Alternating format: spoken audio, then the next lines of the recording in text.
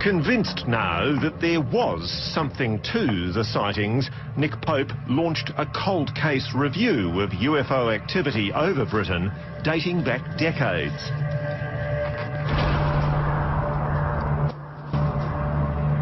And what he found was a surprising number of cases where the ministry had no rational explanation for what had been seen. Well, this document here is pretty impressive. This is the Assistant Chief of the Air Staff being briefed on a UFO incident where an object was assessed as operating over the UK, completely unknown. This was something which we had never seen before, we couldn't explain. Alan Turner is long retired. But in 1971, he was wing commander in charge of an Air Force radar unit that went on high alert after multiple objects moving at impossible speeds and heights were tracked on his screens. Turner ordered a bomber pilot to try to intercept. He admitted that there was something which he and his navigator saw, and his voice is quite shaky, so they don't know what it was, but on radar it was climbing like the clappers. We didn't see anything visually, but it was definitely in our radar. Would you have spoken out about what you saw that night while you were with the RAF? No. Why not? Professional integrity. I was told not to talk about it. Colonel Charles Holt was also worried that revealing what he saw would kill his career. It certainly wasn't career enhancing. How am I ever going to explain this? Nobody will believe this. It was 1980, and Holt was the US Deputy Base Commander at the Bentwaters RAF base in England. He was a senior officer, almost certainly controlling nuclear weapons, one rank shy of general, with 20 years' experience in the Air Force. The on-duty flight lieutenant, Security Police Squadron, came in white as a sheet. And he said, "It's back." "What's back?" He said, "The UFO is back." He said, "We saw something out in the forest we can't explain." The night before, 2 of Holt's men had reported seeing, and one of them said he'd even touched a UFO with strange markings on the side. This time, Holt decided to see for himself. He gathered a large number of soldiers and headed into Rendlesham Forest. They had radios, lights, and military Geiger counters.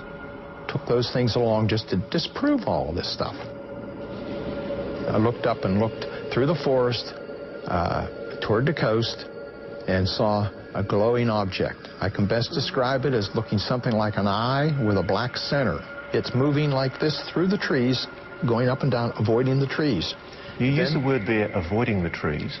You're under the clear impression that this object was intelligently moving? Definitely is under some type of intelligent control.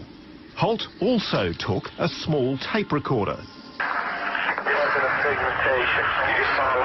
There it is again. Watch, straight ahead off my flash right there. There it is. Hey, I see it too. What is it? We don't know, sir. Can I get some more? Yeah, it's a strange, small red light. Weird. It's coming this way. Crucially, this is an incident that's witnessed by maybe a dozen people? Probably a total of 30 or 40 people. 5 of the people involved on the first night actually made formal statements, witness statements. Now that would be a disciplinary offence if there was anything false in that. Holt submitted his investigation to his superiors with its explosive conclusion that an unknown craft had been seen by dozens of military personnel near one of America's most sensitive foreign bases. His report was buried. Do you believe that the US government or somebody in the US government knows more than they're letting on? I suspect there's more than one agency that knows a lot more than what they're letting on. I've met Charles Holt, and as far as I'm concerned, he's a very sincere and genuine and honest man. Just because he feels that he is certain about what he saw doesn't mean that there isn't any room for memory distortion or perceptual errors that were made at the time. Professor Chris French is Professor of Psychology at the University of London and an arch UFO skeptic. How do you explain eyewitness testimony from credible witnesses? Well, no matter how convincing the account and how convinced witnesses are, he says the mind plays tricks. And the most powerful trick of all is that there is an overwhelming human desire to believe we are not alone. I mean, to be perfectly honest, I'd love to believe. The idea that there is alien life out there, that we might make contact with it, that we might learn from it, is an incredibly exciting idea. I looked up and saw this thing in the sky.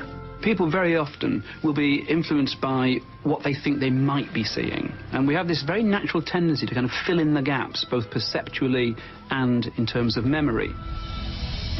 There's no doubt in your mind, it's very real. It is real. I know what I saw. I know what we saw. From where you've been sitting, inside the Defence Department, you haven't seen any evidence of a massive conspiracy. They're saying what they're saying because they just don't know. There is no spaceship in a hangar anywhere in the United Kingdom. There's not some great smoking gun that's going to blow this whole secret wide open. No, the bottom line is we don't have a clue what these things are.